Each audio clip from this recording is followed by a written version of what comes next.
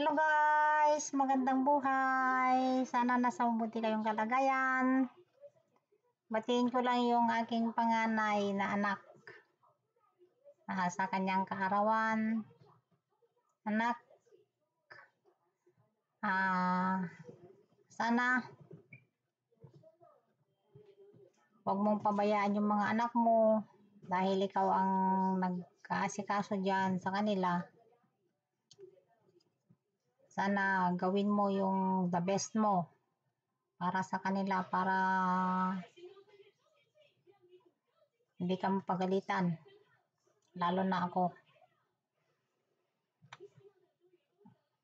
Hindi kita sesermonan, pero ano lang, bilang ina, syempre nagre-remind. Sana lahat ng pangarap ng mga anak nyo para sa kanila makakamit nyo at makakamit nila sa pamamagitan ng tulong ng ating amang nasa langit. At huwag pasaway, huwag matigas ang ulo, lalo na ikaw ang panganay. Sana anak, maging huliran kang kapatid, at higit sa lahat, gawin mo yung best mo para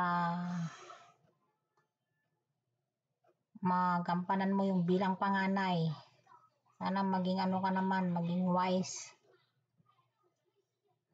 Kasi alam mo naman, ang hirap ng buhay ngayon na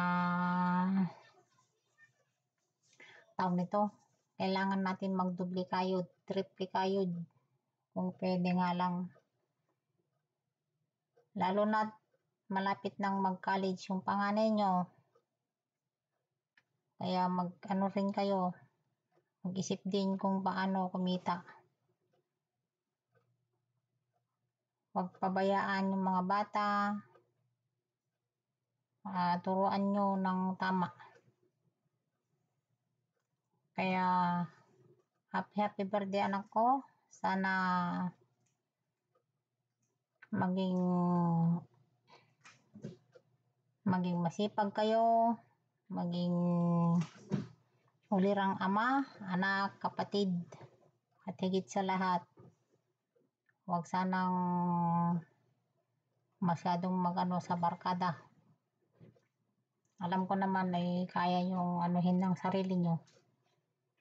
Hindi kayo na, alam ko naman na kaya nyo kontrolin.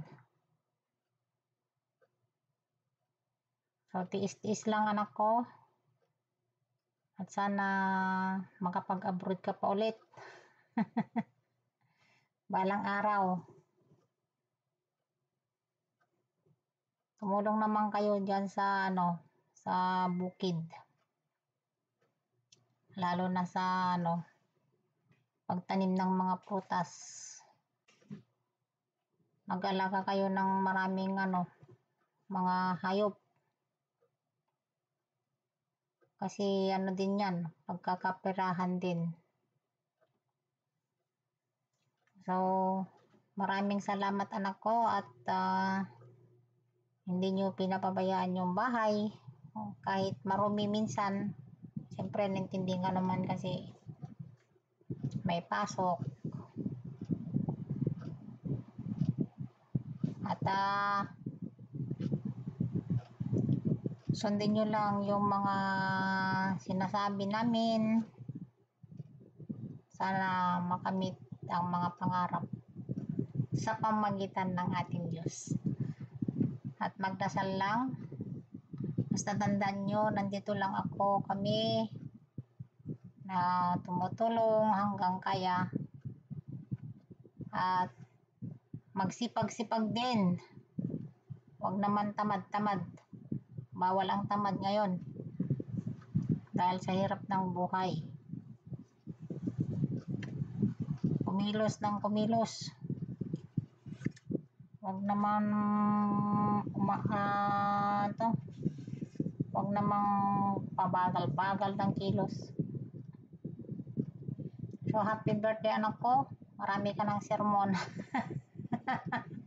Charot, peace lang, hindi sermon yon, kundi inaano lang kita.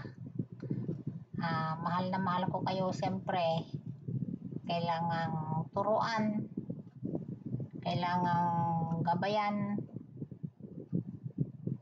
So wag matigas ang ulo, wag masyadong ang tawag nito, masyadong magpabaya sa mga bata, lalo na yung dalawa malalaki na anak ko. At turuan nyo sila ng tama, yung the best na ano, turuan nyo silang magtrabaho. So hanggang sa muli, basta happy birthday, best wishes to you anak ko, at magpakabait ka,